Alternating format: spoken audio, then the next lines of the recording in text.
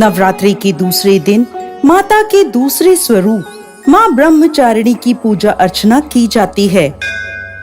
ब्रह्म का अर्थ है तपस्या और चारिणी का अर्थ है आचरण करने वाली। इस अनुसार ब्रह्मचारिणी का अर्थ हुआ तप का आचरण करने वाली। माता ब्रह्मचारिणी ने भगवान शंकर को पति के रूप में प्राप्त करने के लिए घोर तपस्या करी थी। इस तपस्या के कारण माता को तपस्चारिणी ब्रह्मचारिणी नामों से जाना गया। इनका स्वरूप अत्यंत तेजमय और भव्य है। श्वेत वस्त्र पहने, दाहिने हाथ में जप की माला लिए और बाएं हाथ में कमंडल धारण करे हुए इनकी पूजा करने से साधक का मन स्वाधिष्ठान चक्र में स्थिर होता है। अपने पिता दक्ष प्रजापति द्वारा किए गए भोलेनाथ के अपमान से क्रोध में आकर योगाग्नि में भस्म होने के बाद माता सती ने पर्वतराज हिमालय के घर पुत्री के रूप में जन्म लिया। यहाँ उनका नाम पार्वती या शैलपुत्री रखा गया।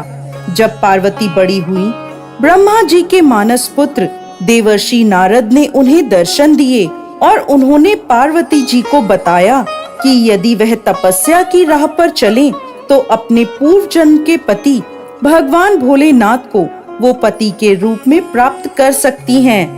नारद मुनि के उपदेशानुसार भोलेनाथ को पति के रूप में प्राप्त करने के लिए पार्वती जी ने घोर तपस्या करी। उन्होंने 1000 सालों तक केवल फल और फूल खाकर तपस्या करी। फिर 100 सालों तक केवल साग खाया। कठोर तप करते हुए माता ने खुले आकाश के नीचे बारिश, धूप और ठंड के भयानक कष्ट सहे।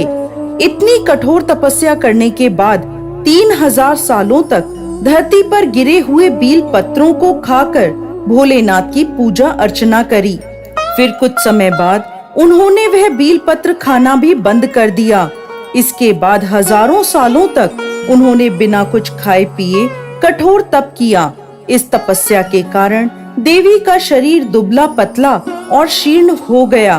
उनकी यह निर्बल दशा देखकर उनकी माता मैना को बहुत दुख हुआ। उनकी इस कठोर तपस्या को देख तीनों लोकों में हाहाकार मच गया। सभी देवता, ऋषि और पुण्य आत्माएं माता की तपस्या की प्रशंसा करने लगे। अंत में देवी के तप से प्रसन्न होकर ब्रह्मा जी उनके समक्ष प्रकट हुए और उनसे पूछने लगे, हे देवी, आज तक किसी ने भी इतनी कठोर तपस्या नहीं करी। ऐसी तपस्या केवल आप ही से संभव है। आपकी इस परम पवित्र और अलौकिक तपस्या की चर्चा चारों दिशाओं में हो रही है। आपकी मनोकामना अवश्य पूरी होगी।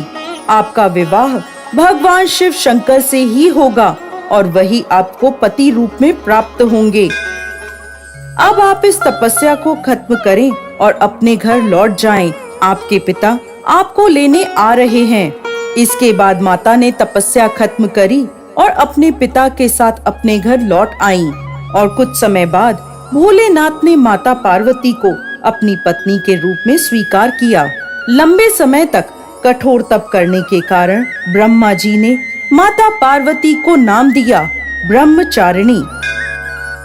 इस दिन विधि विधान से माँ ब्रह्मचारिणी की पूजा अर्चना करने से सभी मनोकामनाएं पूरी होती हैं और विशेष फल की प्राप्ति होती है।